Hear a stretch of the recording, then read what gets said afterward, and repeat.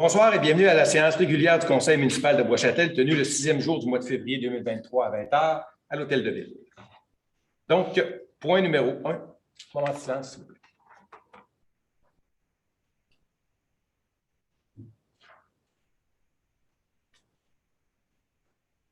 Merci. Donc, point 2, adoption de l'ordre du jour. Donc, petite modification, nous allons retirer le point numéro 7 qui se nommait achat au fonds de roulement et nous allons le remplacer par le point numéro 7 qui va s'appeler aide financière FADOC. Est-ce que j'ai un proposeur? Je propose, M. le maire. Merci, M. Morin. Point numéro 3, adoption des procès-verbaux des 16 et 30 janvier 2023. Donc, les questions ont été posées, les corrections ont été faites. Est-ce que j'ai un proposeur? Je propose, M. le maire. Merci, Mme Labelle. Point numéro 4, adoption du paiement des dépenses du mois de janvier 2023. Il ne reste pas de questions en suspens. Vous avez tous reçu vos réponses. Est-ce que j'ai un proposeur? Je propose, M. le maire. Merci, Mme Giroux. Point numéro 5, période de questions, table du Conseil. Public, M. Boudreau, est-ce qu'on a quelque chose? Merci. Donc, point 6. Autorisation de dépenses, location de camions pour le transport de neige. On va remarquer que Mme Giroux s'est retirée, M. Boudreau. Oui. Merci. Donc, le service des travaux publics doit procéder à l'allocation d'un camion pour le transport de neige et que la municipalité peut octroyer de gré à gré des contrats comportant une dépense en bas du seuil prévu par la loi et que les demandes de prix effectuées par le directeur des travaux publics et suivant ses recommandations. Donc, le conseil municipal autorise le directeur des travaux publics à procéder à l'allocation de camions pour le transport de neige pour un montant estimé à 52 000 plus les taxes au prix le plus bas selon les disponibilités et l'utilisation réelle. On parle de 2 fournisseurs qui ont accepté, l'entreprise Daniel Lachance et SH Machinerie. Est-ce que j'ai un proposeur? Je propose, M. le maire. Merci, monsieur. Arrêtez, excusez-moi. Je n'ai pas reconnu votre nom.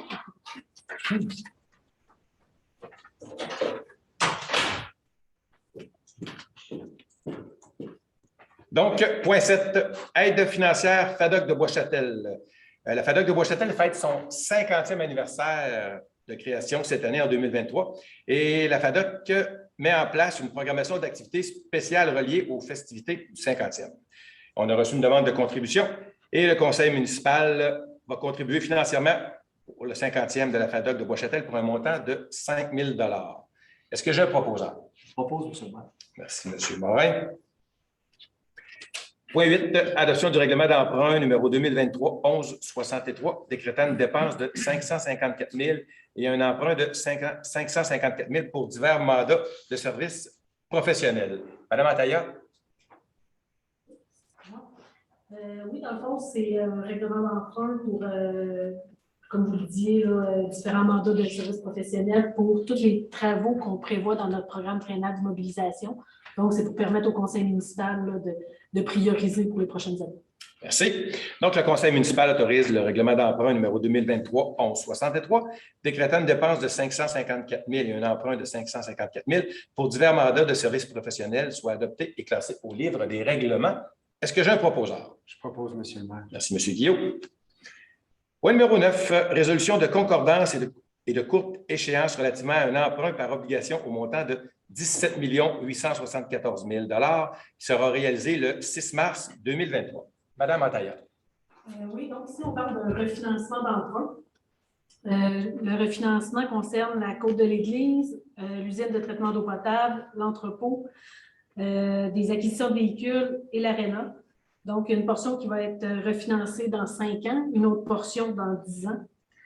Puis, sur ce montant-là de 17 874 000, il y a une somme de 4 696 200 qui est payable par d'autres débiteurs, donc le gouvernement du Québec qui est la MRC.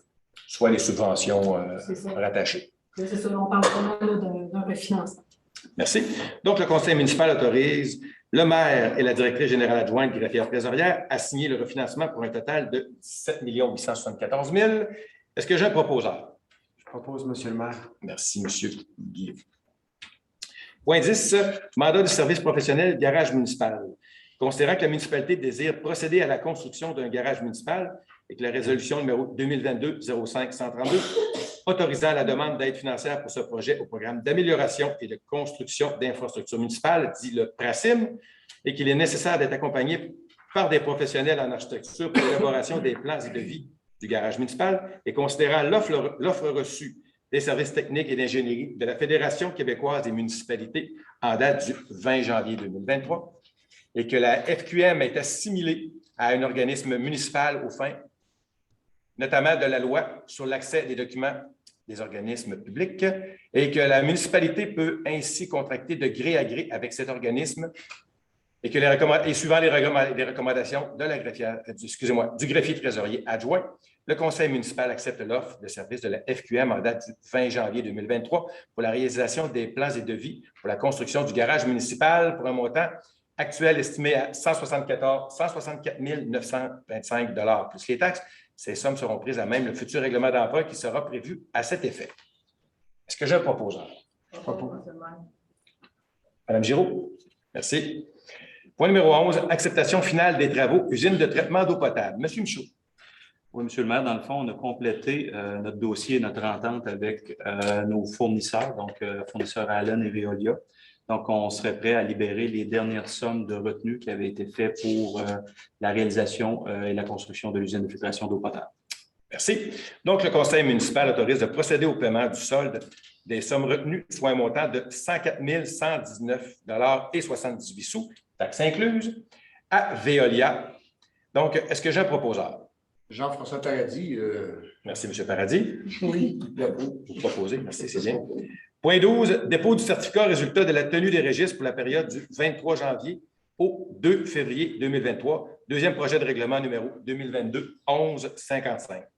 Donc, ce dépôt de certificat ayant pour objet de modifier le règlement de zonage numéro 2014-976 et ses amendements afin d'effectuer la concordance au règlement 184.9 et 184.12, modifiant le schéma d'aménagement de la MRC de la Côte-de-Beaupré, ainsi qu'à modifier diverses dispositions signées par le greffier trésorier adjoint. Donc, c'est un dépôt, M. Boudreau? Oui.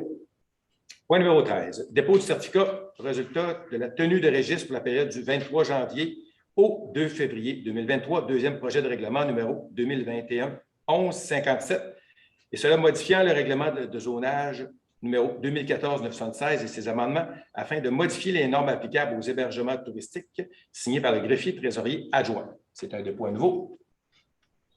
Donc, point 14, adoption du règlement numéro 2022-1155, modifiant le règlement de zonage numéro 2014-976 et ses amendements afin d'effectuer la concordance au règlement 184.9 et 184.12, modifiant le schéma d'aménagement de la MRC de la Côte-de-Beaupré, ainsi qu'à modifier diverses dispositions. Est-ce que j'ai un proposeur? Je propose, M. le maire. Merci, Mme Labelle. Point numéro 15, adoption du projet de règlement 2022-1157, modifiant le règlement de zonage numéro 2014-976 et ses amendements afin de modifier les normes applicables aux hébergements touristiques sur le territoire. Est-ce que j'ai un proposeur? Je propose, M. le maire. Merci, M. Guillaume. Point numéro 16, demande de PIIA pour le CCU du 24 janvier 2023. M. Paradis pour le 203 rue de l'Infanterie. Oui, c'est pour la construction de bâtiments accessoires.